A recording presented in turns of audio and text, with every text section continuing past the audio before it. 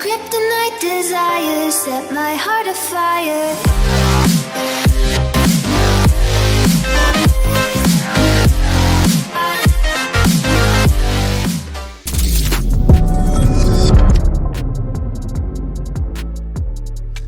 You're a good guy, but you play such a good bad guy. You know, that's my problem, Nick. Yeah. Well, that's my joke. I've made a living playing Democrats, so I'm trying to make up for it. You know, played a lot of bad guys. So I would love to. I'd love to just kick off and start talking about the movie. I mean, honestly, man, it was the first time we met was at that Daily Wire Terror on the Prairie, dude. Yeah. I didn't follow up on that movie. I'm just telling you that you play such a good bad guy. It's hard because I know you're a good guy. You were killing it in that one. Well, thank you. That was a lot of fun. The Daily Wire gave me an opportunity in that movie to do something that I probably would not have gotten to do in mainstream Hollywood, which is play the lead bad guy in a Western like that. And it was so delicious. It was a lot of fun. So I'm thankful to them. It was very Joker-esque. You almost like side with the bad guy in a way. Well, that was what we tried to do. We wanted to make the bad guy's story so compelling that you go, I don't know. Because that's, I'm a wrestling fan. That's what makes good wrestling matches too. You got to have the bad guy has to have a good point of view. Yes. Okay. So here we go. This is the War on Truth, and this is, of course, a timeless war. But it's your new movie, and it's your new documentary. Let's chat through it. First off, what is the major storyline here? The truth about January 6th.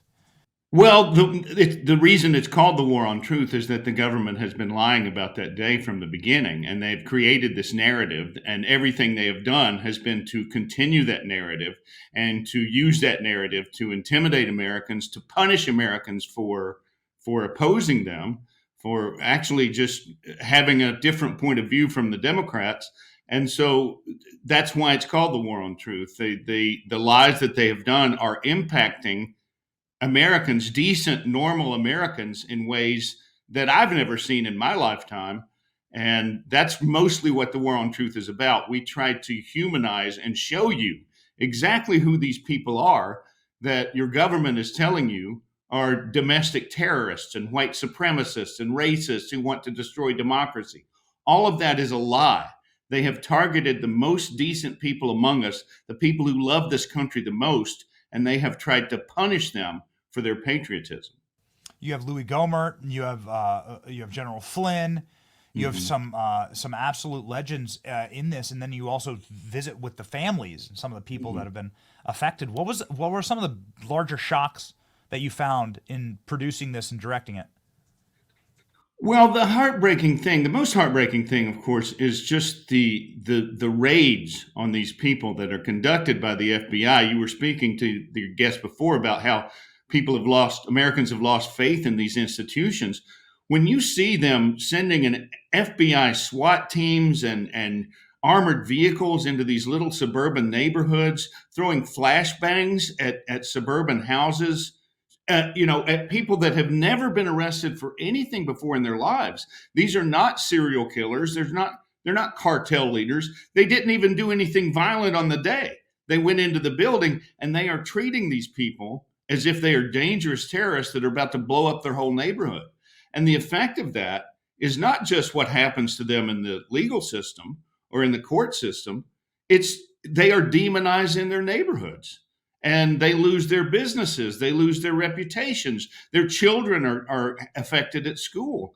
And this is done intentionally, and it's so sinister.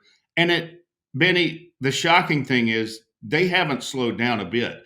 They are doing this right now. They're raiding people's houses as we speak. They're trying to get as many of these people in prison or at least under the burden of a court date before Trump takes office, because they want to continue this punishment. So let me just pivot really quickly here to the pipe bomber. Did you ever ask about this? This is some news that was broken on this program earlier in the week that Kash Patel is really going to like start looking into who the hell was this person. It's one person that hasn't really been caught. It's the person that kind of seems to have been totally federally orchestrated. Does your documentary cover it? Have you uncovered anything in your research and investigation here about the pipe bomber on January 6th? No, nothing that more than what you already know, which is that they can find grandmothers that walked into the Capitol building for a few minutes, but they can't find this pipe bomber who walked around alone and sat down on a park bench and had a cup of coffee and planted a pipe bomb. They don't know who that is. To me, that's a red flag, and it shows you that they know exactly who it is, and they're trying to cover up the fact that it's one of them. And that is part of the story of the day of January 6th. There were so many people there that we don't know who they were, because criminals have a good, some criminals are good at covering up their crimes. And there were people there, and agents of the government, I don't know which agency or whatever, but they were there intentionally to make that day. They wanted it to be worse than it was. They only murdered 4 people. They wanted it to be much worse, because they wanted that to be a day of infamy that they could then blame on Trump forever and get rid of this whole movement, the whole MAGA movement, by demonizing it. Well, what man intends for evil, God intends for good, and you can find some actual truth. The language of God is truth. The language of Satan is lies. You can find the War on Truth here, the War on Truth movie.com. We're going to put up the website right now. Where, Nick, we also have your X account, which is awesome. Very active on X. Everyone needs to follow Nick on X. And this is on pre-order right now. Is that correct? Well, it's available right now. You can get it in 2 places. You can get it at salemnow.com. Salem Now actually has our first movie, Capital Punishment, which was released in 21. And that was a movie where we were trying to figure out what happened that day. And The War on Truth is more of a sequel. It's pretty much a sequel to that film, because now we know what happened that day. And you can find them both at salemnow.com. You can also find it at warontruthmovie.com. Nick, you are the literal personification of politics is downstream of culture, so we must affect culture first. And you're a man who really understood that quote from Andrew Breitbart, and a great one. Godspeed, sir. Andrew Breitbart is really the reason that I'm doing what I'm doing. He was the inspiration for me finally saying, I'm not going to keep my mouth shut when I see this kind of thing go on. It's amazing the profound effect that man's life had on so many. Godspeed, Nick. Please come back soon, and everybody go see Nick's awesome new documentary, The War on Truth. And thanks. And one more thing, Benny, I do have a book out. It's a great Christmas present. My biography is called Justify This, and come over to X and see me. Yes, Nick Searcy on X. You can get an autographed copy for Christmas.